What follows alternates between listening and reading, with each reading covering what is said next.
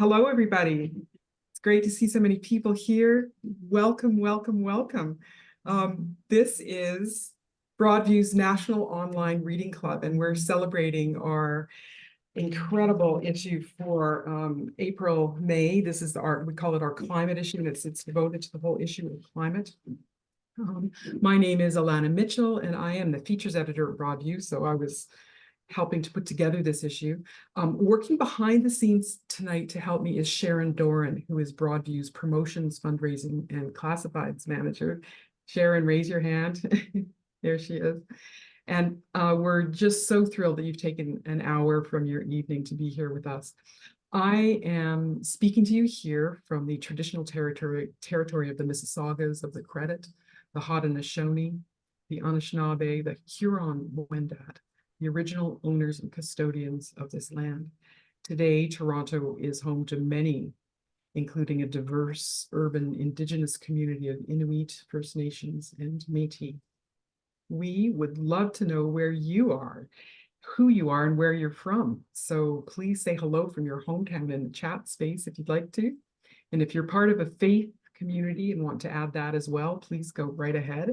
And if you want to add your own land acknowledgement from wherever you are, well, please do so. It's great for all of us to get to know each other a little bit better. And Sharon is going to demonstrate in the chat feature so that you can follow along if you'd like to.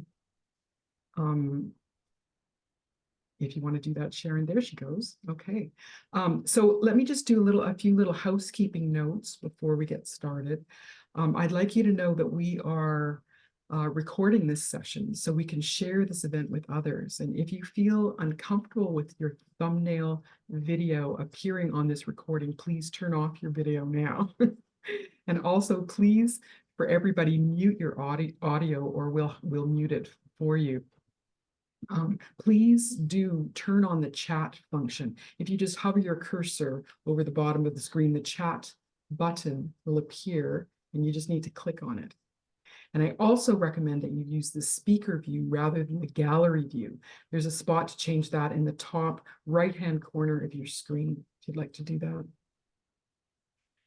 This evening, we're going to hear from three incredible contributors to this month's magazine. I'm just so excited that you're all here. The first is Sam Pete, who is the illustrator who did this amazing cover, if you can see it. Next, we have Tahmeed Shafiq, who wrote our big piece on capitalism and what's holding us back. And last, we have Therese DesCamp, who did the gorgeous meditation.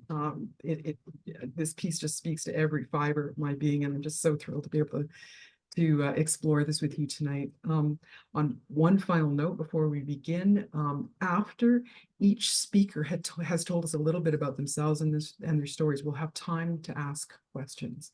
So Sharon will post instructions on how to ask questions in the chat space. I have some questions ready that I am dying to ask our guests, but this is your time and we'll have a more vibrant conversation if there's lots of participation. So please feel free to just throw questions into the chat or raise your hand and we'll try to get everybody's questions answered if we can.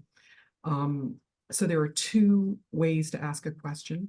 First, you can type "I have a question" into the chat, and I will try to monitor that and call your name as often as time allows, and then switch on your audio and ask your question. Or, and this is number two, if you want to, you can type your question into the chat, and I'll ask it for you. So those are the two fundamental ways of getting your question asked. So let's get started. Sam Pete is our first. There he is, our first guest. He is an illustrator based in Suffolk in the UK, which means that it is like midnight. Is that right? Pretty much.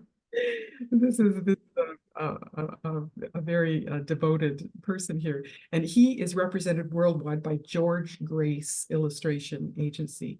Sam has worked for some of the biggest companies in the world, the biggest magazine publications and brands, including Apple, the Wall Street Journal, Fortune Magazine, The Big Issue, The Guardian, New Scientist, of course, Broadview, and many more. He mainly works in the field of editorial illustration, but continues to work for a wide range of commissions that include advertising, publishing, large-scale murals, and animation. Sam has worked in-house as a senior illustrator at Culture Trip and runs workshops and lectures at universities and at the TUMO Center for Creative Technologies. Sam creates a dynamic, graphic, and bold world, and you can see that here again in this illustration, which is amazing. And it includes his distinctive character illustrations and maximalist approach. So, Sam, please give us a little insight into what you did. Brilliant. Yeah, thanks very much. Hi, everyone. Yeah, I'm really happy to be talking about the cover and illustrations I made for the climate issue of Broadview. I think probably the first thing to say is when I get commissioned, there's always some sort of collaboration, and it's usually between the art director, the designer, or basically the person that commissioned me. And so for this project, it was Carol Moscott, who's the art director of Broadview, and she was brilliant to work with, and she really did put her trust in me and my process. Which is what you hope for when you get commissioned, basically. And she gave lots of great feedback, and yeah, I'm really happy with the work and how it came out. So yeah, how did I make the work?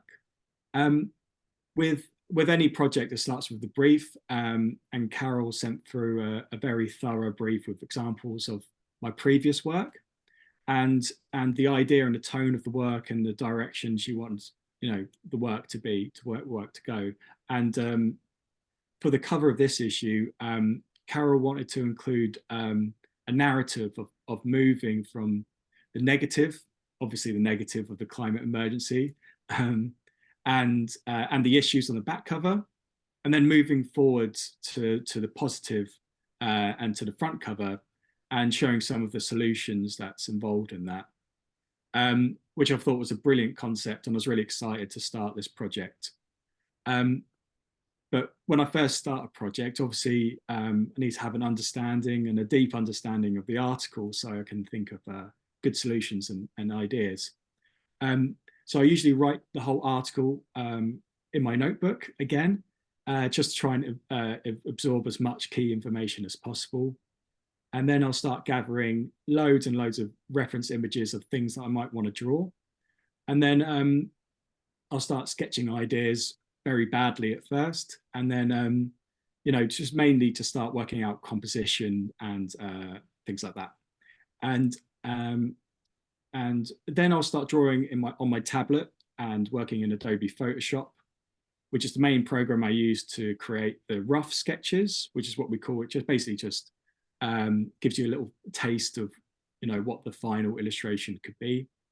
And then once these are approved by the art director, then I'll move these to final illustrations in Adobe Illustrator, which is the main program I used for creating these illustrations. And the favorite type of work I make is, and basically what clients commission me to make is really busy character-based work that reflects lots of reflects lots of the content of the article, and this was no different. And everything in this on the cover and inside are all reflected in the content of the feature.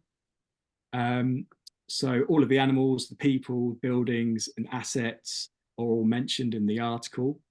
And I don't do subtlety or minimalism well at all. I'm terrible at it. So I throw a lot at an illustration, and I try to make work that is complicated, but I also try and have some sort of that has some sort of visual harmony to it. For this feature, I think the colours tied everything together pretty well and helped the work make sense. And even from moving from sort of like two climate extremes on the front cover, the color, the color sort of ties everything together nicely. And I collaborated with Carol on the color palette throughout the project. I try and use a lot of metaphor in the work. So little moments in the work reflect this. For example, the polar bear standing on a small iceberg. It's pretty sort of simple messaging, but it's quite effective and it adds to the narrative. But the work also features a lot of characters that are referenced in the article. And excuse this pronunciation, Svante Arrhenius, who's a Swedish scientist who first warned about the dangers of carbon dioxide warming the planet. He's featured on, there he is, he's featured on the article holding the, that's why he's holding a thermometer, it's, you know. And then obviously I've got Anne Polina in the, who features heavily in the feature, there she is, yeah. Who's a Western Australian Indigenous community leader and a human and earth rights advocate.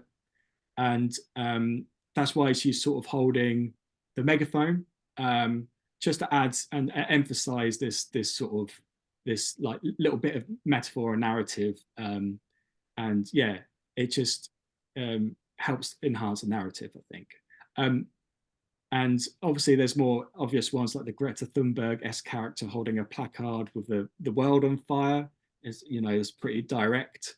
And the climate scientist holding the 1.5 degree report and looking concerned at the sky. So the feature covers an extremely important issue. And I'm really grateful to everyone, to Carol and Broadview for inviting me to create the cover illustration. And when working on editorial illustration projects, my job is to create work that's informative, engaging, and sympathetic to the content of the article and the feature. So hopefully you'll think I did a good job of that. And yeah, thanks to Alanna for inviting me to speak. And yeah, I'm looking forward to any questions you might have. Yeah, thank you very much. Okay, listen, thanks. That was absolutely fascinating. I love the cow on the roof. I mean, that would just, it just Yeah, it's cute but terrifying at the same time. Yeah. it's, you know, there is a lot of subtlety in it, I find. I mean, I know it's not minimalist subtlety, but you know, even down to the type of fish that is mentioned in the article, the type of birds, a very specific species. It's just it's a tour de force for me anyway. I have, I've heard it said that the type of illustration that an illustrator chooses to do tells a lot about the illustrator. And I'm wondering what this kind of, because this, you have a very specific style. I'm just wondering, what does it tell us about you? I think I try and create a diverse world where it's you know, everyone's nice to each other, and it's, yeah, it's kind of a it's, I guess it's my happy place. So I try and, yeah, it's yeah, I think, well, with projects like this, you know, the characters reflect certain morals and stuff, and I think that's nice. You know, I'd like to live in this world, so it's nice to be able to make characters like this a lot. But yeah, I try and reflect, even if the you know, even if the content's quite you know, dark, and you know, it can be. I try and add sort of some sort of sense of hope, and yeah, I think, I guess my character's quite happy, so I think I'm quite happy, generally speaking. So I guess that's probably the key thing. Yeah. You know, I also noticed that you talk about yourself as a maximalist illustrator, and I just wonder if you could, I mean, is this a trend that you're seeing more and more in illustrators? Is it very specific to you? Is it, I mean, where does it come from? There's certain illustrators that do minimalism and symbolism really well, and there's others that, you know, I think a lot of contemporary illustration does have this element of busyness and you know, reflecting. It's sort of, I guess it sort of reflects the world that we live in. We've got so much information, and I think you know, the because of social media and because of all of this information that's coming to it, I think there's a lot of illustration that has this busyness and intensity to it. But I would love to be able to create, one beautiful just icon that describes 1,000 words. But yeah, I just can't do that. Yeah. Yeah. Okay. We have some questions. Here's first a comment from from John Ryerson, who's in our audience, and he says, in March 2017, the American Psychological Association published a report defining eco-anxiety as chronic fear of environmental doom. The report referred to literature that described an increase in depression and anxiety caused by people's inability to feel like they are making a difference to stop climate change.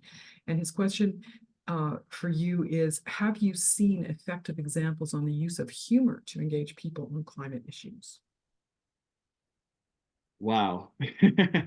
That's a great question. I'm not sure if I'll be able to do the answer justice, unfortunately, but yeah, I mean, I guess I can only talk from being an illustrator, and the only thing that we try to do anyway is make work that's, reflects issues, if we get commissioned for that type of work, and make it engaging and perhaps appeal to people that might not necessarily be interested in it, because there are people that those people do exist, unfortunately. But so I guess my job in this scenario would be to try and perhaps add a bit of humor in my work, because that's what I do with the majority of my character illustration, but hopefully try and be informative along the way. I don't think my work's going to solve any problems, but hopefully it'll direct traffic to the important stuff, which is the article and the message. Thank you for that. Here's another one from Claire Paradis. And she says, the cover is really hopeful. I love the change from the stymied, crowded, smoky, apocalyptic back cover to the nature-filled, clean-aired future, where there's a real feeling of forward motion. And she says, have you illustrated picture books for children? I've had a couple of pitches where you sort of create a few mock-up spreads and go to publishers. I've done 2 science books for kids and sort of young teenagers. One called Stupendous Science and one called Excellent Engineering, and they're just at-home experiments that you can do, and it's all illustrated. So they were actually the first sort of big commissions that I had. So I hope to do more children, like pure fiction children's books in the future, hopefully with some sort of moral message, but I'm still working on it. Right. And this is just a comment, but it's a wonderful comment from Gail Brimcombe. And she says that the color is brilliantly done. I agree. Thank you. And she says, our environment committee, and I think that must be at her church, is hosting a documentary after church, this Sunday, and we're grateful to have this volume on our resource table. So cool. Brilliant. Yeah, isn't that good? And here's one from Beryl Barraclough. In view of the proliferation of vibrant colors in the illustrations, would you say this is indicative of the depth of passion that you personally feel regarding the climate crisis that we're in? I mean, it's nice that people see it that way. I think the colors are usually selected there's some sort of purpose. If there's, when you read the article and you find all the assets, the color palettes start to appear. Obviously, climate is, for me, most important issue there is. I mean, I can't think of anything that isn't as important as saving our planet. So it was a privilege to work on something like this, because generally I get commissioned for more like superficial editorial content, a lot of business, and I do a lot of commercial illustration as well. So when I have the opportunity to work on something that has a bit more meaning and depth, it's always a welcome. It's always welcome, basically. Yeah. So yeah, hopefully it does. Hopefully it does reflect in the work. But yeah, it's usually a color. I see illustration as sort of sometimes the problems to be solved. So whether that's color or the characters or the tone. So it's part of the process, I'd say. You know, I have to say, this is just my own ignorance, but I don't understand how you can read a piece and colors come to you. I mean, how does that work? Oh, you know, if you're looking at the specific species of parakeets, like on the front cover of this, there's a yellow or there's a green, there's a white. So okay, maybe you can use that. And obviously green has got a feature quite heavily. So and it's just and then once you pick those colors and the sky, and it's about harmonizing those and harmonizing it with the negative and the positive, which is sort of so have those key primary colors and then sort of almost tone them down to fit in with and then have maybe a couple of pops of bright color to you know, distinguish from the background and foregrounds and things like that. So yeah, things like that. Cool. This is another comment, and I think it's to everybody. Again from Gail Brimcombe. Our committee at Westminster United Church in Whitby, Ontario, is called the Climate Disruption Mitigation Committee, and the documentary hosted by Ryan Reynolds is called Curb Your Carbon. That's just an info for everybody.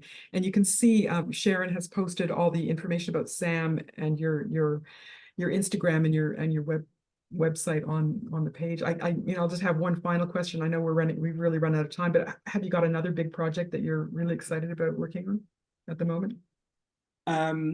So I've just finished a editorial illustration for Baltimore magazine, which is a really fun one. Yeah, so if any of you live in Baltimore, I guess you probably don't. It's all Canada. You must all live in Canada, right? I don't know how this works. Yeah. Yeah, that was a really, really fun project. Yeah, there's a couple things coming up. I've got a university talk this week, and I've got a few more in the summer. So I always like talking to the students, but yeah, other than that, it's just editorial projects, and I've rebranded a telecoms company, by Illustration, which is called Yettle. It's Eastern Europe. So if you live in Eastern Europe, then you'll see Yettle and Yettle Bank, which is the rebrand of Telenor. So that's an ongoing project. And then just doing my personal stuff. Okay. Well, listen, thanks. We've run out of time, but it's been a great joy to just get to know you a little bit more and your process. Thank you so much for being here. Really appreciate it. Okay. Thank you so much. Okay. Bye, everyone. We're gonna talk next to Tahmeed Shafiq. Tahmeed is a journalist who's based in Toronto. His work has appeared in the Globe and Mail and the Local, and of course in Broadview. This is his second piece for Broadview. He wrote our big piece about, which we really call The One Thing That's Holding Us Back. I'm just going to turn to it here and remind you, this is the one that we're talking about that Tahmeed wrote. And it's really a fascinating and philosophical piece. And Tahmeed, could you tell us about it? Yeah, thank you, Alanna, for the kind words, and thank you everybody for being here. I wanted to just read just a little bit from the piece and then speak to it. I thought that would be the best way to do so. And it is a dense essay, so I'm just going to post the bit that I have as a reading in the chat so you can follow along. It's okay, so it's a little dense, and it's telling me I have to do it in multiple messages. So if you'll just bear with me here. Now that's a dense message. Yeah, it doesn't like multi-paragraph um, excerpts. I try to keep this as succinct as possible, and it's still 3 paragraphs. Yeah, so I'm just gonna really quickly read this, and then I have some reflections about it that I wanted to speak to. So from the piece itself, you don't need to have any particular politics to recognize that the climate crisis is overwhelmingly attributable to economic activity. A study in 2019 by the Colorado-based Climate Accountability Institute, for example, found that from the birth of industry in 1751 to 2017, the production and burning of products from just 103 fossil fuel companies was responsible for nearly 70% of all the greenhouse gas emissions. From 1965 onward, once the whole planet had an endless hunger for energy, the activities and products of just 20 of those companies contributed a third of all emissions. They include Chevron, ExxonMobil, BP, and the state-owned companies of Saudi Arabia, Russia, Iran, and India, among others. No matter what scale you look at, climate change is deeply tied to economic activity. Industry feeds it, consumers sustain it. The people most affected by the climate crisis are always the most dispossessed, whether we look at flooding island nations in the Pacific or indigenous peoples in the Amazon defending their land from logging companies. A lack of wealth or rights makes you vulnerable to the whims of the powerful. If you accept that premise, then you can't say the problem is a few greedy companies operating in a few countries. It has to be systemic, and the only accurate label for that system is capitalism. So just reflecting on that a little bit, I was thinking about what to sort of say in this talk, and I wanted to address, I think, where the piece sort of ends, where it leaves. We often talk about political ideologies in a very generalized terms, referring to a piece of legislation as a liberal or a conservative effort, for example. In this piece, I wanted to challenge that narrative. I wanted to leave you, the reader, wondering whether the urgency of the climate crisis encourages a more modular interpretation of leftist and Marxist ideologies. Many environmental movements are morally opposed to extractive industries because of the harm they impose on the environment. Many leftist and Marxist ideologies are similarly opposed to industry, not out of a concern for the planet, but because these ideologies propose that capitalism is an economic source of social inequality. So, what's preventing climate conscious people from turning their moral aspersions into a macroeconomic structural critique? I wanted to suggest that it's largely a matter of unfamiliarity with leftist political thinking. After all, Marx is hardly a beach read. But if that knowledge gap can somehow be filled, I think we could see some big shifts in how environmentalists talk about the climate crisis. Yeah, that was, I wanted to sort of keep it fairly short. I hope that is an adequate explanation for some of the dense ideas I tried to explore. But if I can clarify in any ways, please, feel free to ask away. That's great. Thank you so much for that background. I edited this piece, and so you and I have been talking about it for some long time, and one of the things that absolutely fascinated me was exactly what you just mentioned, decoupling ideology from action, or from, let's say, even you know preconceived ideas. That Mhm. it was just this sense of being able to think about policy as policy instead of as ideology. And I wonder if you could give us a couple of examples of how that would work to try to deal with this issue.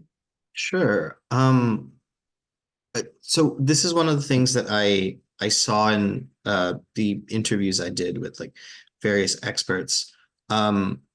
A lot of environmentalists have values that, you know, do have some overlap with these ideas of capitalism being bad, not just for the environment, but for forces of society as a whole, or needing to reform capitalism in some way. But very often that's just sort of where their like political thinking stops. They might, you know, be really opposed to the idea of a new logging development in an old growth forest, but they won't necessarily connect that to a broader idea of how, you know, industries are allowed to, you know, extract natural resources with relatively little government oversight, for example.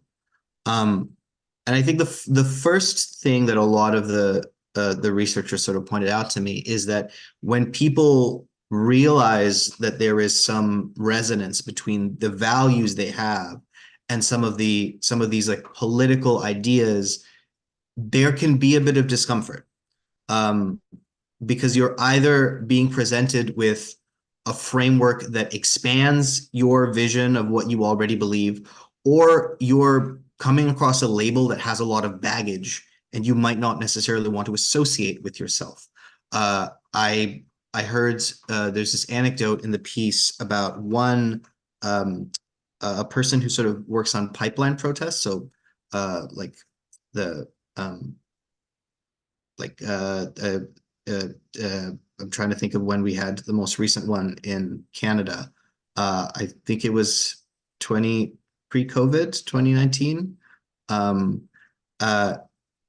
So this person said, you know, I go out and I try and rally people to come and push back against these oil companies. But I can't go and frame that in political terms. People aren't going to listen to me if I start dropping in words like capitalism and, you know, macroeconomics. I have to make it seem like a very much a sort of a moral issue to get people on board. And the question that sort of, I guess, is at the heart of this piece is, once you sort of have that, once recognition of like where your values may align with some of these political ideologies, are you willing to, like you said, Alanna, decouple some of the ideological streams from maybe like the associations they have? Can you think of say Marxism or communism not just as this like big political movement that you might not want to associate with, but just as a big toolbox of ideas, some of which might be useful for dealing with the climate crisis? You know, the other thing that fascinated me about this was about your piece and your thinking and your research in this piece is that you, I think, found some hope as you did this. Is that right? Did I read that right? I think so. I think to me, it is hopeful to see the way that values can sort of serve as like a place for people to come together. When we're sort of putting the details of policy aside, just talking about why people care about climate, that does sort of bridge some of these like political divisions. And at the same time, when you start looking at the like actual like the scholarship that people have done, there's a lot of very interesting proposals out there for the policies that do align with these different values. Like one thing I talk about in the piece at sort of the very end is this idea of environmental personhood, which is this legal movement to recognize features of a landscape like mountains and rivers as legal persons. So like a legal person isn't a person like you or I. A legal person just refers to some entity that can be represented in a court of law. Like a company is technically a legal person, which is why you could sue it and it can sue you. But when you make a legal person out of the environment, then you give it the ability to be represented in a court of law. And then the river can take the company polluting into the river to court and stand up for itself in a way. And this idea, which sounds quite, radical at first, how could a river be a person, turns out to be very, very useful for protecting the environment, because it creates a real legal risk for polluters. But it stems from this radical rethinking of what nature actually is in our society. Yeah, and also not just what it is, but what it's for. Because if you think of it as something that has no rights and doesn't even really have the right to exist, then you can do anything to it. It's fascinating to just turn that idea totally on its head. I have to ask you about another thing. It's this whole concept of participatory planning, because again, strikes me as a very, in some ways, well, it's very clever, but it's a clever reimagining of who has rights in a situation. And could you just tell us a little bit about what participatory planning is? Sure. So participatory planning is just one framework for how a community can work with a company that's trying to extract resources from their neighborhood. Oftentimes, a company will sort of maybe like just solicit opinions from, say, people before, say, they go and build a mine there. Participatory planning is a more structured way of doing that. And the basic idea is that you round up a group of people who live in the area that will be affected. You try and make sure these are people from different walks of life, and then they work together to try and influence the company's behavior in some way. And there's a lot of different ways that can be set up. Sometimes these are actually people who are, who are part of a board on the company and who come to meetings and share their ideas. Sometimes this is just an entirely volunteer-led group of people, and they're more like activists, where they're trying to apply pressure to a company that doesn't really want to listen to them. But the piece I sort of drew on was this UN report looking at how this has played out in South America. And one of the fascinating examples was of this mine in Bolivia, where this group of people had come together and they had created this participatory planning community. And when they suspected that the mine nearby was making their drinking water and their irrigating water, making it more acidic, they went out and conducted a lot of like chemical tests themselves.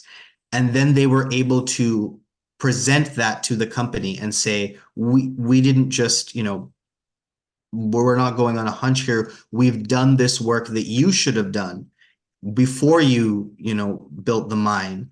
And we can clearly show that you failed in your duty to protect the sort of the purity of the water in this area. And the government then was actually listened, and then they made some legislative changes to the kind of technologies that the mine had. Basically, they had to upgrade some of their equipment so that it wasn't wasn't polluting as much. What gives the citizens group the power to affect change? Like that seems like, because lots of us look at things and say this is not working, there's pollution, but how does it have the teeth? That is a really good question, and it's honestly the one where it seems like most people are still figuring that out. In this Bolivian case, it was actually government support after a series of protests. The people in this planning community, they didn't just attend shareholder meetings; they actually did some public protests, which gave them some media coverage. In other cases, you are maybe more relying on the sort of the company's goodwill. So one of the suggestions is that if there is a more formal structure in place for how these can be conducted, then there might be a way to sort of point to a company that's failing to listen to a participatory planning community and then direct that to the government and say, look, there's an established way of doing this. Here's how the company should be responding to this feedback they're getting, and now they're not. What are you as the government going to do about that? Fascinating. We have a question. Sorry, we only have time for one because we're right at the end of your time. But this is well, we have lots of comments. This is from John Ryerson. He says at the TMU Democracy Forum last week, it was clear that trust in government is being lost, in part because big issues like climate are complex and take a long time to implement. In our immediate now culture, people don't trust government to develop. So the answer seems to be short-term successes in messaging. Is that how you see it too, Tahmeed? I think I would agree that there are a lot of people on the left who are, very conscious about the environment and also find it hard to believe the government will do anything about it, because these are people who have been, protesting for so long and they still feel like they're fighting an uphill battle. Really tired. Yeah. I mean, there wasn't in the end enough space to get into this, but there's a whole like group of people whose response to that frustration is, well, we're just going to do it ourselves. And whether, like, sometimes we call those people ecological terrorists, sometimes we call them activists. They're the people who sometimes like violently disrupt like pipelines, or back in the day, Greenpeace used to do this with whaling ships, right? They had their own ship and they would basically act as like pirates, where they would board whaling vessels and force them to stop hunting in the oceans. And that's definitely one response.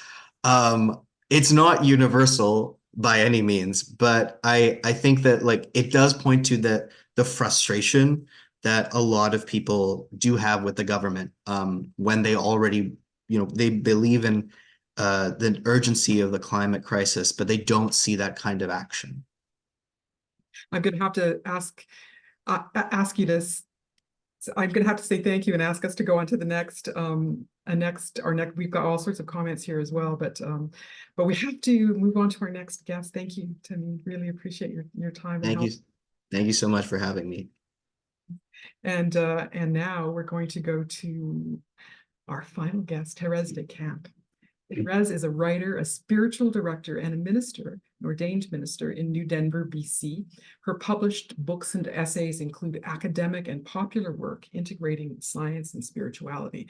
And of course, Therese wrote the antidote to what we've just been hearing from Tahmeed, which is the frustration that is in the world over climate. It's a piece about spiritual help for your climate grief, and here's one way we talk about it. But I love this piece. I actually am. Here it is in the magazine for those who have the magazine at home. It's just this glorious meditation, and I wonder if you could tell us a little bit about it. You're muted. I am. Sorry about that. Thank you, Alanna. Let me just say before, as I start, that a spiritual approach to climate grief does not, it is not an alternative to activism. It's a necessary adjunct, at least that's my experience. So I thought instead of recapping the piece, I wanted to just say three things. One about climate grief, one about Lectio Divina, which is the process I use, and the last one is about hope. So I probably don't need to tell anybody here about climate grief, but what I can say is that when I moved from seeing the natural world as sort of a pretty scenic backdrop for my life, right? A place that I enjoyed, to seeing it as a self, that began when I came to the Kootenays about 18 years ago, where the more than human world is in my face every day. So in my backyard, I get to watch the impact of severe drought on an inland rainforest. And out that window, I got to watch the New Denver Glacier become the New Denver ice field, and just recently become the ghost of a glacier, a specter of silt on the mountainside. And up the mountain that way, I got to see diminished stream flow from a clear cut kill a waterfall. And I saw a runoff from another clear cut cause a landslide. And down at the lake, I got to see invasive Didymo choke out creeks and imported beach sand choke out fish habitat and runoff from fertilizer poison the water. So at some point in my life here, I realized I was swimming in so much grief about the climate that I was no longer swimming in the lake because I couldn't bear to see it. Now, the problem with hopeless grief, right, is that it's a really terrible place to live as an advocate. Hopeless grief makes you become brittle, angry, and ineffective. Let me be clear. And as a person of faith, hopeless grief destroys your soul. And as a human being, hopeless grief makes you really hard to live with. So I've been very motivated to find a way to live faithfully and tenderly and hopefully with what I see and experience in this world without being delusional or Pollyanna. So that brings me to this article, and I want to say thanks to Broadview and to Alanna, who let me bring all of me to this article. So I brought things about brains and perception and language that I learned in my doctoral program, and things about plants and fungi that I read about or observed in the garden, and things about water health and human impacts from my days as a lake advocate, and things about climate catastrophe that I learned because I'm a human being living in these times. And of course, I brought spiritual practice because that's the core of my life. Now, the practice I used to write this piece was Lectio Divina. It's an ancient practice of rumination on a sacred text. I mean, you can find it in the book of Joshua if you want to, when God tells the Israelites to meditate on his word day and night. But in its best incarnation, Lectio Divina means that I carry some phrase or a couple of sentences in my heart with me day in and day out, pondering it and pondering the world in light of it and pondering my own reactions to it and just going deeper and deeper. And eventually, hopefully, into some place of clarity, or at least a place of stillness. So the article, as I wrote it, is actually the distillation of weeks of Lectio Divina on a text by St. Francis of Assisi, this short little 4-line prayer. And then one thing I want to say about hope is that the hope in me is no longer hope that everything's going to go away or that it's going to be all right. It won't. So when I talk about hope, I'm thinking about hope as Cynthia Bourgeault describes it in her book, Mystical Hope. And I'm just going to quote that because she says it so well. Hope is a quality of aliveness. It does not come from the end as a feeling that results from a happy outcome. Rather, it lies at the beginning as a pulse of truth that sends us forth. When our innermost being is attuned to this pulse, it will send us forth in hope, regardless of the physical circumstances of our lives. Hope fills us with the strength to stay present, to abide in the flow of the mercy, no matter what outer storms assail us. It is entered always and only through surrender. That is, through the willingness to let go of everything we are presently clinging to. And yet when we enter it, it enters us and fills us with its own life, a quiet strength beyond anything we have ever known. So I think I'll stop there. Wow. Wow. That got me right in my heart. It was gorgeous. I have to ask you, did you find stillness as you did this piece? Oh, well, I mean, it's an in and out all the time. I mean, I find it and I lose it, and I find it and I lose it. I mean, that's a practice. That's the practice. Yeah. But yeah, there were moments when that prayer opened up just worlds for me. You know, in a way, I sometimes find, I sometimes, it feels in my own life sometimes as though, you know, a piece of writing or an image sometimes, or comes to me when I need it most. You know, it felt like that with this St. Francis of Assisi 4-line thing, that it showed up in your life and you just took it and ran with it. You know, That's sort of what happened, actually. You and I were talking and you said, what do you want to write about? And I said, and I had just seen that like the day before, and I was so taken with it. And I thought, that's what I want to write. Nothing, no, I want to write this thing that makes my heart go on fire. and then I mean, even the Sheldrake book about fungi, which is a brilliant piece of work, and you just were able to weave it all in there, and it just made such beautiful sense. I found it such a gorgeous piece of writing among everything else. It was just a fabulous piece of writing.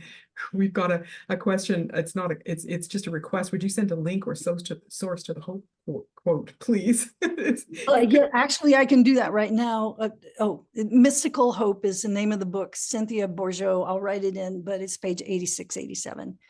Okay, great, thank you very much. And then I have to, I guess I just have to wonder, you know, where the meditation ultimately takes you. I mean, I know that there are waves of, you know, back and forth of let's say hope or stillness or serenity and grief, but did it assuage your grief ultimately?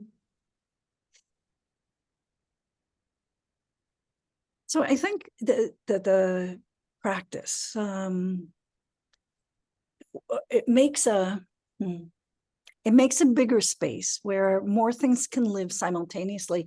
You know, I was so taken, Sam, I don't think you're still here, but I was so taken with this cover because of the way it moves from darkness into light, which is not the way most of us experience climate change. When we talk about it and think about it, it's the exact opposite. It's like we're going from here into hell, right? So I was really taken with that. But I would say that where this kind of practice takes me is not into light so much as it's in a holding place that has both dark and light together, and there is not a choosing between them. They're held in the light and the love of God, and they simply coexist. It's dialectical thinking, right? I mean, it's like you have to, you can hold things that don't agree in your head at the same time. Yeah, but dialectical thinking is a back and forth. This is a simultaneous. It's a unit of thinking. I think it's one of the ways people talk about it. I'm not very good at it, but I know that there are these moments when, well, let me tell you a story. Can I do this? Yeah. Okay. So I'm out in a clear cut. I'm at a retreat center that had decided that the only way they could survive was to sell some of their trees. And it was horrifying, right? And I had been to this place where the creek no longer ran. And so the glen that the waterfall came into was dying. Everything was dying. And I'm walking through this huge torn up area of stumps and trees. And I sat down on the huge cedar tree and I started crying. I couldn't stop. And I started apologizing because I felt like human beings were so destructive. Why can't we see what this is like for them? And the tree, now this sounds crazy. So you can discount this if you want to, but at that moment, the tree invited me into its reality, which was I dropped down into a place where all we were was energy together, and it was joy. And so it simply, there's a bigger reality. And, we say we believe in this, but we really don't quite know how to think about it, because it's not a thinking thing so much as is an experiential thing. So it's a problem with words, is the words can only get us so far, and then you got to let go, like you're jumping off the board, like you're jumping off the cliff.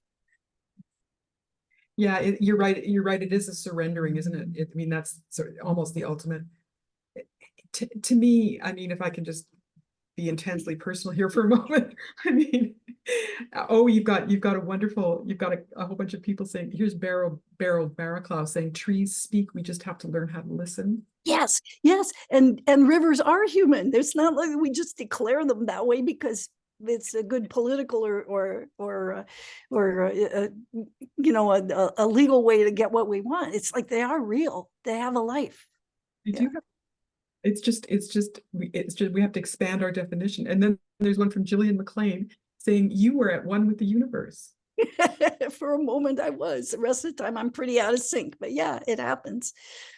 But for me, if I can just do, for me, the only way I can really cope with all this is to just sort of love the fact that our species is really messy.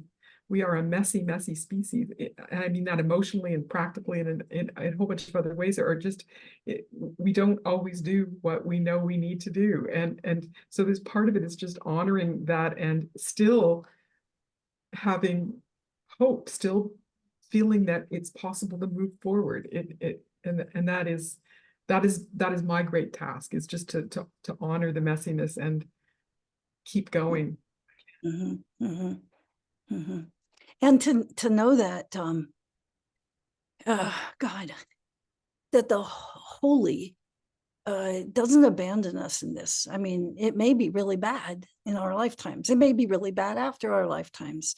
But that has nothing to do with whether or not God's present. Interesting. Yeah. Okay. Oh my goodness, we've gotten right to the end. Thank you so much for sharing with us, Therese, and everybody else. I'm going to have to wind up. Unfortunately, I think we could have talked all night, Therese. So this brings us to the end of the program. Thank you to all the audience for being with us here tonight, especially to Sam, Tahmeed, and Therese.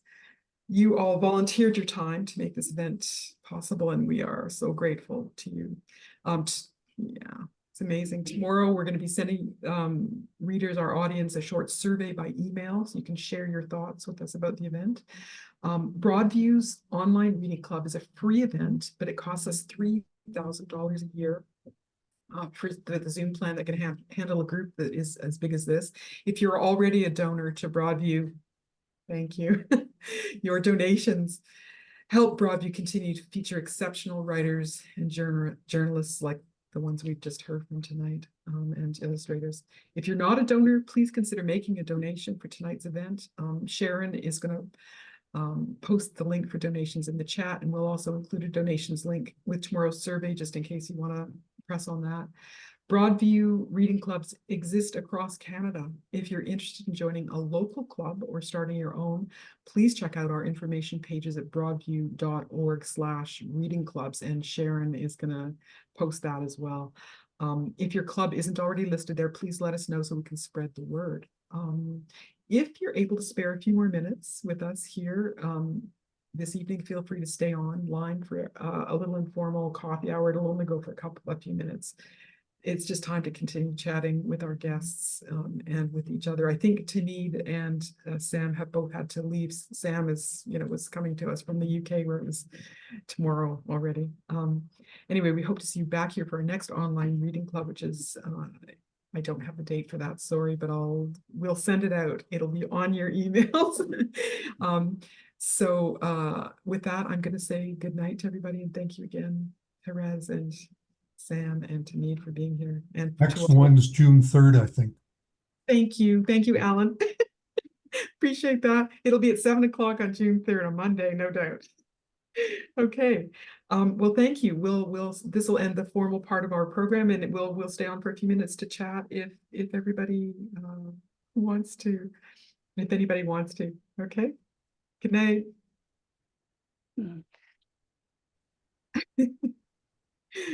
I don't know if there